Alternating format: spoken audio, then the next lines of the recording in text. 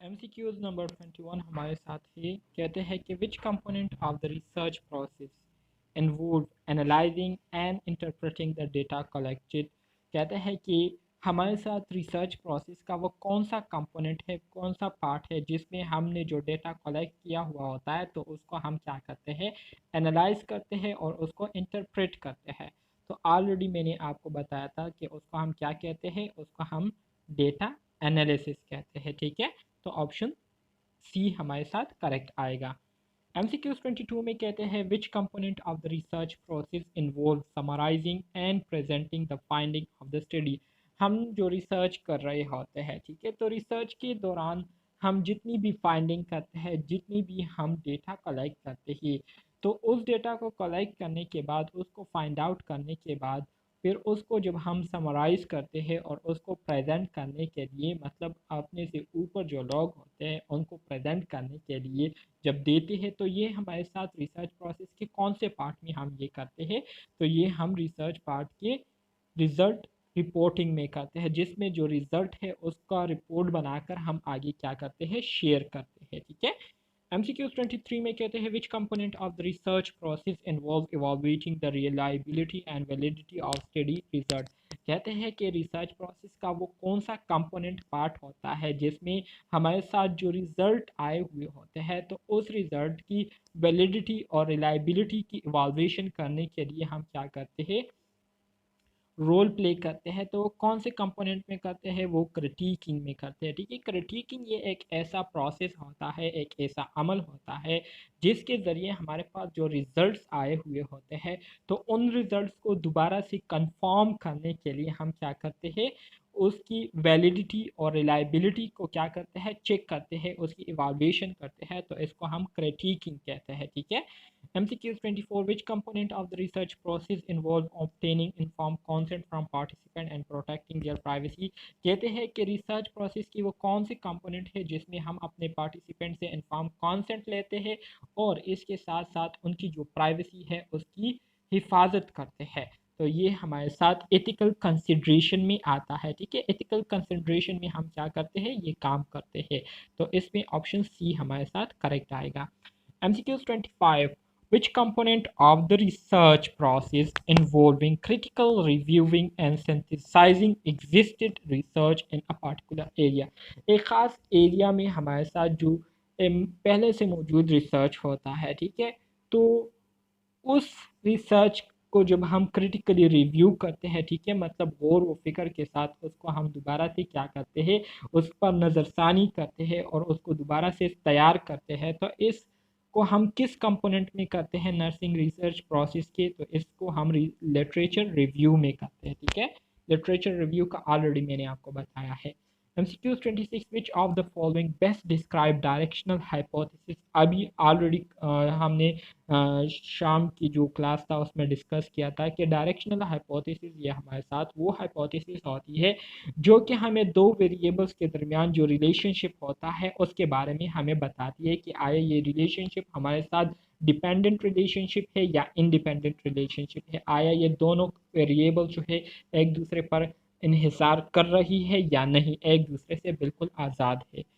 MCQs 27 what is a null hypothesis. तो null hypothesis आप सबको पता है कि ये हमारे साथ वो स्टेटमेंट होती है, ठीक है, जिसमें हम दो वेरिएबल्स के दरमियान किसी भी किस्म की जो रिलेशनशिप होती है उसकी मौजूदगी या गैर मौजूदगी के बारे में हम क्या करते हैं, प्रेडिक्शन देते हैं, तो इसको हम क्या कहेंगे, नल हाइपोथेसिस कहेंगे। ठीक है, a hypothesis that predict the presence or absence of a relationship between two variables is called null hypothesis। MCQ 28 which type of hypothesis is often used in experimental research। Already बताया है कि null alternative hypothesis जो है ये हम experimental research में use करते हैं।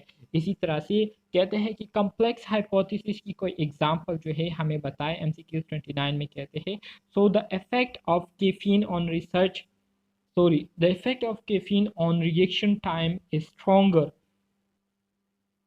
for people who do not regularly consume caffeine। ठीक है, कहते हैं कि कैफीन का जो रिएक्शन टाइम होता है वो उन लोगों के लिए ज़्यादा स्ट्रॉन्गर होता है जो कि रेगुलर बेसिस पर कैफीन को यूज़ नहीं करते, ठीक है। मतलब जो नशा जी जी बोले।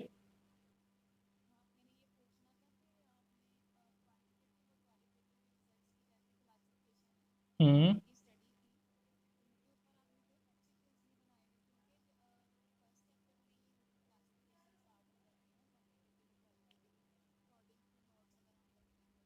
बिल्कुल आपकी आपकी बात ठीक है, बिल्कुल। मैंने आपको स्टार्ट में मैंने आपको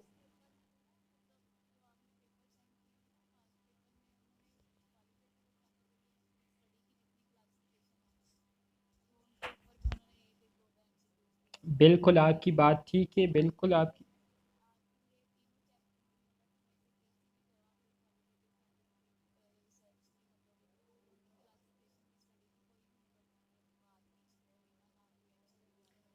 देखिए क्वालिटेटिव और क्वांटिटेटिव रिसर्च की हमारे साथ बाकायदा एक यूनिट है, ठीक है। तो उस यूनिट में फिर हम तमाम क्वालिटेटिव क्वांटिटेटिव उसके जो टाइप्स होते हैं, जो क्लासिफिकेशन होती है, उसके बारे में डिटेल के साथ पढ़ेंगे, ठीक है। ये तो अभी इंट्रोडक्टरी क्लासेस है, ठीक है। इंट्रोडक्टरी यूनिट है, unit one, unit two, unit three एक दूसरे के साथ रिलेटेड है। और आपने खुद भी नोट किया होगा कि हम आहिस्ता आहिस्ता जो है वो एडवांस लेवल तक जा रहे हैं, ठीक है। तो आहिस्ता आहिस्ता तमाम जो पॉइंट है, जो भी इम्पोर्टेंट फैक्टर्स है, मतलब जितने भी टॉपिक है वो एमसीक्यूज में आएंगे इंशाल्लाह, ठीक है। तो आप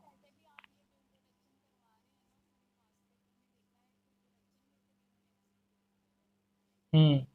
तो इसलिए मैं कह रहा हूँ कि आप जो है गौर से लेक्चर को सुना करें ताकि आपको हर चीज़ की समझ आ जाए, ताकि फिर आप पेपर आसानी से दे सके, ठीक है। तो जितने भी टॉपिक है वो सारे एमसीक्यूज में आएंगे इंशाल्लाह, आपको जो है परेशान होने की ज़रूरत नहीं है। तो बस आप सिर्फ कंसंट्रेशन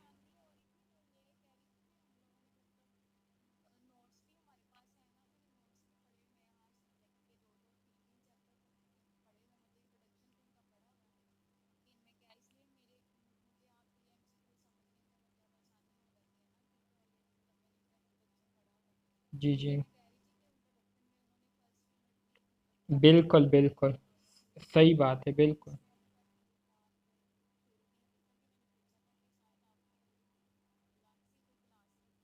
जी जी बिल्कुल, उसके लिए उसका अलग यूनिट है, ठीक है। तो उस अलग यूनिट में तमाम क्वालिटेटिव क्वांटिटेटिव से रिलेटेड इंपॉर्टेंट पॉइंट्स जो है वो मैंने मेंशन किए हुए हैं, वो आने वाले हैं इंशाल्लाह, वो भी आप लोग सीख जाएंगे।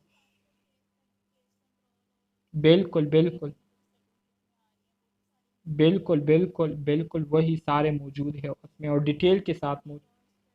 बिल हाँ जी, हाँ बिल्कुल बिल्कुल यही सारी चीज़ें मैंने मेंशन किए हुए है, और इम्पोर्टेंट टॉपिक्स भी वही है जो आप कह रही है। कोहॉर्ट स्टडी हो गई, इसी तरह से और स्टडी हो गई, केस स्टडी हो गई, एपिडेमियोलॉजी हो गई, क्वालिटेटिव क्वांटिटेटिव हो गई, ये सारी मैंने जो है मेंशन किए हुए हैं, लेकिन वो आगे आएंगे, ठीक है। एमसीक्यू 30 की तरफ आ जाते हैं। कहते हैं रिसर्च हाइपोथेसिस कैसे कहते हैं, तो ऑलरेडी इस पर मैंने आपको बात कही थी कि रिसर्च हाइपोथेसिस से मुराद ये है कि ये हमारे साथ वो स्टेटमेंट होता है, ठीक है, जो कि हमें दो वेरिएबल के दरमियान जो एक्सपेक्टेड रिलेशनशिप होता है, जिस पर हम श्योर नहीं होते और हम एक्सपेक्ट कर रहे होते हैं कि इन दो वेरिएबल्स के दरमियान इस तरह का रिलेशनशिप हो सकता है। तो इससे रिलेटेड जो स्टेटमेंट होती है उसको हम क्या कहते हैं, रिसर्च हाइपोथेसिस कहते हैं। MCQ 31 में कहते हैं which of the following is an example of non directional hypothesis. तो नॉन डायरेक्शनल हाइपोथेसिस की एग्जांपल ये है कि there is a relationship between the amount of caffeine consume and the sleep quality. मतलब आप जितनी मकदार में कैफीन को कंज्यूम करेंगे, तो उतनी ही मकदार में फिर आपको स्लीप जो है वो नहीं आएगी, ठीक है।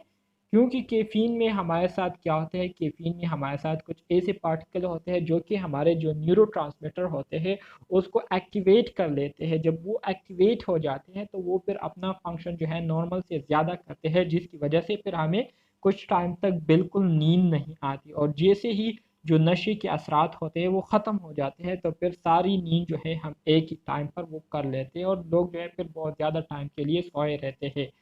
MCQ 32 which type of hypothesis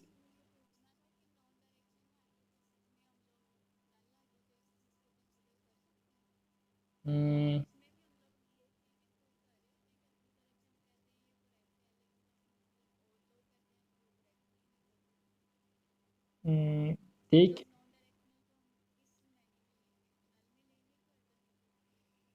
देखिए डायरेक्शनल का तो मैंने आपको बता दिया कि डायरेक्शनल हाइपोथेसिस जो है इसमें हम क्या करते हैं, इसमें हम दो वेरिएबल्स के दरमियान जो रिलेशनशिप होता है उसके बारे में हम क्या करते हैं, डायरेक्शन देते हैं, मतलब कन्फॉर्मिटी के साथ।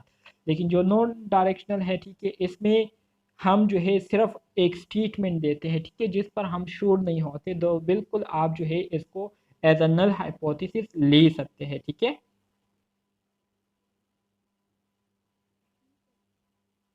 MCQs 32. Which type of hypothesis is typically used in observational research?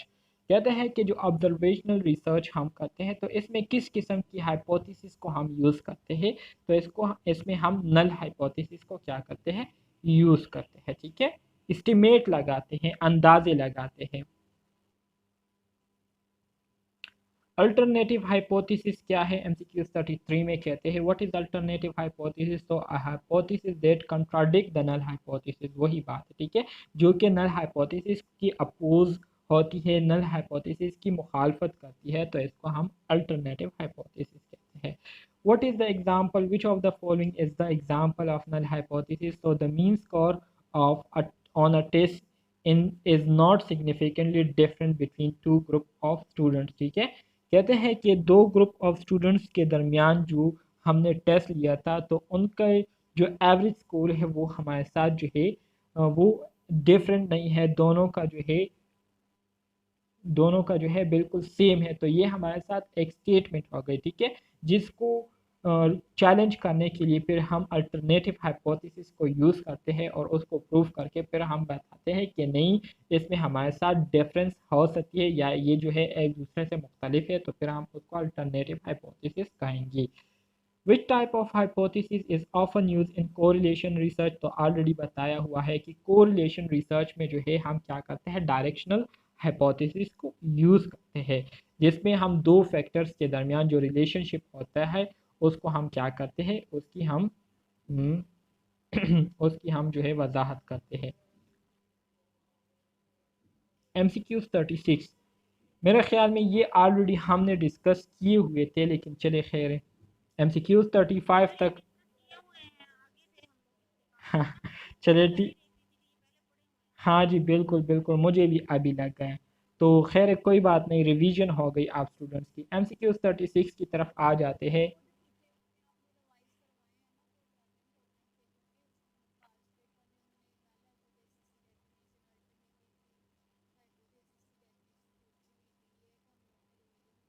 हाँ जी, चलिए अच्छा है। बिल्कुल बिल्कुल सही फरमा रही है, बिल्कुल ठीक है, रिवीजन हो गई आपकी। MCQ 36, which of the following is an example of nominal variable, कहते हैं मंदजजील में से हमारे साथ नॉमिनल वेरिएबल की कोई एग्जाम्पल बताए। तो नॉमिनल वेरिएबल तो जो है ये सबसे पहले आप इसको अंडरस्टैंड करें कि नॉमिनल वेरिएबल जो है ये हमारे साथ क्वालिटेटिव डेटा की कैटेगरी में आती है, ठीक है। नॉमिनल वेरिएबल से मुराद ऐसे वेरिएबल, मतलब ऐसे फैक्टर जिसको हम बाय नेम क्या करते हैं, क्लासिफाई करते हैं। जैसे कि जेंडर्स में अगर देखें तो जेंडर में हमारे साथ क्या होता है, मेल होता है, फीमेल होता है, इसी तरह से बॉय हो गए, इसी तरह से गर्ल हो गए, ठीक है। स्मॉल, लार्ज, ये सारी चीज़ें जो है हमारे साथ क्या है, नॉमिनल वेरिएबल कहलाती है। तो जेंडर इसमें हमारे साथ क्या आएगा, करेक्ट आएगा, ठीक है। MCQ 37, which of the following is an example of continuous variable, continuous variable की कोई एग्जाम्पल हमें बताए तो वेट जो है ये हमारे साथ continuous variable में आएगा, ठीक है। Option C. MCQ 38, which of the following is an example of discrete variable, कहता है मंदरज झेल में से डिस्क्रीट वेरिएबल की कोई example they. So number of children जो है ये हमारे साथ क्या है, डिस्क्रीट वेरिएबल आएंगे। डिस्क्रीट वेरिएबल से मुराद जो कि होल नंबर हमारे साथ होते हैं, मतलब 1 2 3 4 5 6 7 8 9 10, ठीक है, जो कि पॉइंट्स में नहीं होते। सो नंबर ऑफ चिल्ड्रन ये हमारे साथ क्या है, डिस्क्रीट वेरिएबल कहलाएंगे, ठीक है। MCQ 39 which of the following is an example of independent variable. कहते हैं कि इंडिपेंडेंट वेरिएबल की कोई एग्जाम्पल बताए। एज, इनकम, एजुकेशनल लेवल या type of treatment receive. Type of treatment receive जो है ये हमारे साथ क्या है, इंडिपेंडेंट वेरिएबल में आएगी। ठीक है, मतलब जिस किस्म की ट्रीटमेंट हम दे रहे होते हैं पेशेंट को, तो ये हमारे साथ इंडिपेंडेंट वेरिएबल में आएगी। MCQs 40 which of the following is an example of dependent variable. Dependent variable की कोई एग्जाम्पल दे तो डिपेंडेंट वेरिएबल की एग्जाम्पल में हमारे साथ क्या आएगा, ब्लड प्रेशर जो है ये हमारे साथ डिपेंडेंट वेरिएबल है। ठीक है, जो कि क्या करती है, बहुत ज़्यादा इन्हिसार करती है मुख्तलिफ फैक्टर्स पर। आप सबको पता है कि ब्लड प्रेशर जो है ये हमारे साथ मुख्तलिफ चीज़ों के साथ इंक्रीज़ भी होती है और डिक्रीज़ भी होती है, तो इसलिए जो ब्लड प्रेशर है ये हमारे साथ क्या आएगा, डिपेंडेंट वेरिएबल में आएगा। ठीक है, MCQ 41 which of the following is an example of ratio variable. Ratio variable से मुराद वो वेरिएबल जो कि in the form of ratio है। ठीक है, जो कि रेशो में आता है। तो इसमें हमारे साथ जो करेक्ट ऑप्शन आएगा वो है annual income in dollar. Dollar में हमारे साथ जो एनुअल इनकम होता है, सालाना जो इनकम होता है, ठीक है, डॉलर्स में, तो ये हमारे साथ क्या है, रेशो वेरिएबल की एक एग्जांपल है। ठीक है, MCQ 42 which of the following is an example of ordinal variable. Ordinal variable किसे कहते हैं, ऑर्डिनल वेरिएबल से मुराद वो वेरिएबल जो कि in the form of orders हो। ठीक है, या डिसेंडिंग फॉर्म में हो या असेंडिंग फॉर्म में हो। मतलब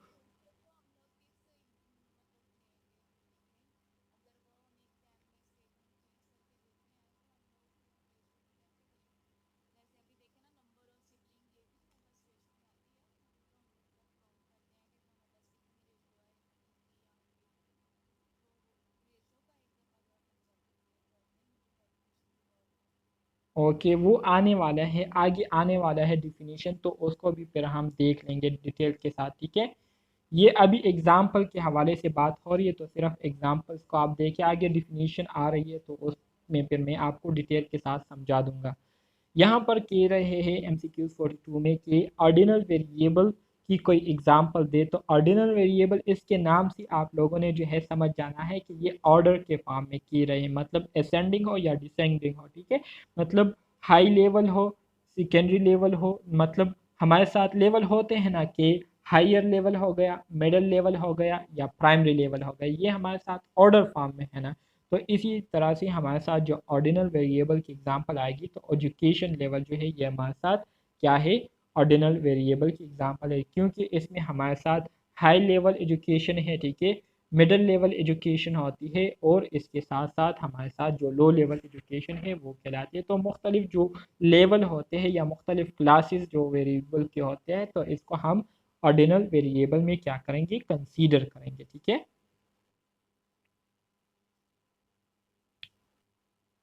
MCQs 43 एक स्टूडेंट थी, अभी वो कह रही थी कि क्वालिटेटिव डेटा और क्वांटिटेटिव डेटा, इसके साथ साथ मुख्तलिफ उसके जो टाइप है, ठीक है, उसके बारे में MCQs नहीं बताए आपने। तो ये देखिए, ये सारे अब क्वालिटेटिव और क्वांटिटेटिव डेटा की MCQs जो है वो आ रहे हैं। ठीक है, जो आप कह रही थी कि उसके मुख्तलिफ क्लासेस और कैटेगरीज वगैरह है, तो ये अभी आ रहे हैं। MCQs 43 में कहते हैं कि विच of the following is an example of categorical variable. कहता है कि कैटेगोरिकल वेरिएबल की कोई एग्जांपल दे। कैटेगोरिकल से मुराद वो वेरिएबल जो कि कैटेगरीज में, मुख्तलिफ कैटेगरीज में जो है वो क्या हुआ हो, क्लासीफाई हुआ हो। तो इसमें हमारे साथ जो एग्जांपल आएगी वो क्या है, वो जेंडर आएगा, ऑप्शन सी हमारे साथ। जेंडर जो है ये हमारे साथ क्या है, एक कैटेगरी है। ठीक है, जिसमें हमारे साथ मेल फीमेल होते हैं, तो ये हमारे साथ क्या है, कैटेगोरिकल वेरिएबल कहलाएगी। MCQ कैटेगोरिकल वेरिएबल जो है ये हमारे साथ क्वालिटेटिव डेटा की क्या है, क्वालिटेटिव डेटा की हमारे साथ क्लास है। ठीक है, या टाइप आप इसको कह सकते हैं। MCQ 44 which of the following is an example of quantitative variable. कहता है कि क्वांटिटेटिव वेरिएबल की कोई एग्जांपल बता दे। क्वांटिटेटिव से मुराद वो वेरिएबल जो कि in the form of quantity, in the form of digit numbers हमारे साथ क्या हो, मौजूद हो। तो इनकम जो है ये हमारे साथ क्या है, ये हमारे साथ क्वांटिटेटिव वेरिएबल की एक एग्जांपल है। ठीक है, option C. MCQs 45 which of the following is an example of discrete variable। कहते हैं कि डिस्क्रीट वेरिएबल की हमारे साथ क्या है, एक एग्जांपल बताए। डिस्क्रीट वेरिएबल जो है ये हमारे साथ क्वांटिटेटिव वेरिएबल की क्या है, किस्म है, क्योंकि इसमें हमारे साथ जो डेटा आता है वो in the form of numbers आता है, ठीक है। तो इसलिए हमारे साथ नंबर्स ऑफ बिट्स ये हमारे साथ क्या है, डिस्क्रीट वेरिएबल की एग्जाम्पल है। इससे एमसीक्यूज आएंगे, सो इसलिए आप इसको गौर से सुने और अंडरस्टैंड करने की कोशिश करें, ठीक है। MCQs 46 which of the following is an example of binary variable. कहते हैं कि मंदरज झेल में से बाइनरी वेरिएबल की कोई एग्जांपल बताए। बाइनरी बाइनरी जो है, बाय किसी कहते हैं, बाय मीन टू। तो वो वेरिएबल जो कि हमारे साथ पेयर फॉर्म में हो, ठीक है, तो उसकी एक एग्जांपल बताए। तो जेंडर जो है ये हमारे साथ क्या है, बाइनरी वेरिएबल है, जिसमें हमारे साथ मेल फीमेल आता है, इसी तरह से गर्ल बॉय आता है, तो इसको हम बाइनरी वेरिएबल कहेंगे, ठीक है।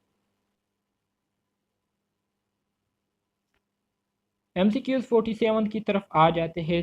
47 में कहते हैं which of the following is an example of continuous variable.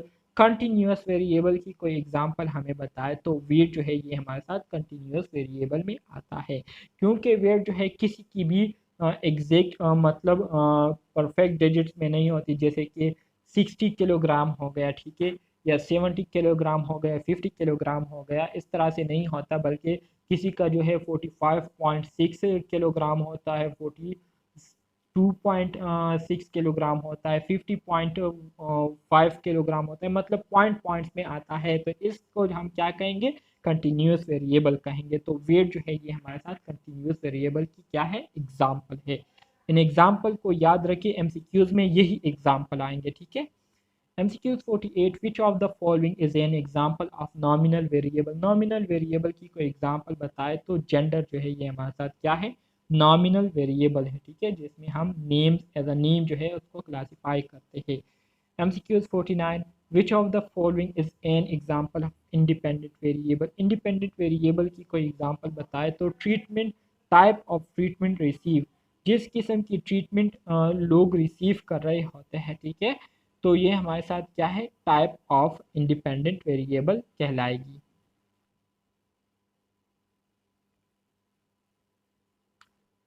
MCQs 50 which of the following is an example of dependent variable। so blood pressure है, ठीक है। which type of variable can take on an infinite number of possible values. कहते हैं कि हमारे साथ वो कौन सी किस्म है वेरिएबल्स की जिसमें हम infinite number of possible values को लेते हैं। इनफाइनाइट, फाइनाइट से मुराद जिसकी एक खास हद हो, ठीक है, एक खास लिमिट हो, जबकि इनफाइनाइट से मुराद ये है जो कि हमारे साथ लामहदूद हो, जिसका कोई लिमिट ना हो। तो कहते हैं कि वेरिएबल की वो कौन सी किस्म है जिसमें हम infinite number of possible values को क्या करते हैं, उसको हम ले सकते हैं, तो वो हमारे साथ कंटिन्यूस वेरिएबल कहलाएगी, ऑप्शन सी, ठीक है। MCQ 52 which of the following is an example of interval variable। कहते हैं कि इंटरवल वेरिएबल की कोई एग्जांपल बताए। तो इंटरवल वेरिएबल से मुराद ये है कि हमारे साथ जो हाइट होती है, मिसाल के तौर पर हाइट की बात कर रहे हैं, जो कि हमारे साथ इंचेस में होती है। तो जब इंचेस में होती है तो इसमें हमारे साथ क्या होता है, मिसाल के तौर पर 5 फीट 6 इंचेस हो गए, ठीक है। इसी तरह से हम अगर फीट्स को भी इंचेस में कन्वर्ट करें तो वो हमारे साथ फिर क्या होगी, इंटरवल वेरिएबल में आ जाएगी। तो हाइट इन इंचेस जो है ये हमारे साथ इंटरवल वेरिएबल की क्या होगी, एग्जाम्पल में आएगा। MCQ 53 which type of variable can be ranked और ऑर्डर। कहते हैं कि हमारे साथ वो कौन सी किस्म के वेरिएबल होते हैं जिसको हम in the form of rank या ऑर्डर में लिखते हैं, ठीक है, तो वो हमारे साथ ऑर्डिनल होगा। ऑलरेडी मैंने आपको बताया था, जिसको हम ऑर्डिनल फॉर्म में लिखते हैं, ठीक है। तो ऑप्शन डी इसमें हमारे साथ क्या आएगा, करेक्ट आएगा। तो ये MCQs जो हमने डिस्कस किए लास्ट वाले, ये सबसे ज़्यादा इम्पोर्टेंट थे, जो 30 से हमने स्टार्ट की थी। तो इसको भी फिर गौर से याद करें और इन एग्ज़ाम्पल को जो है लाजमी तौर पर याद करें, क्योंकि यही एग्ज़ाम्पल जो है आपके पेपर्स में आएंगे, इसके अलावा दूसरे नहीं आएंगे। तो यहाँ तक अगर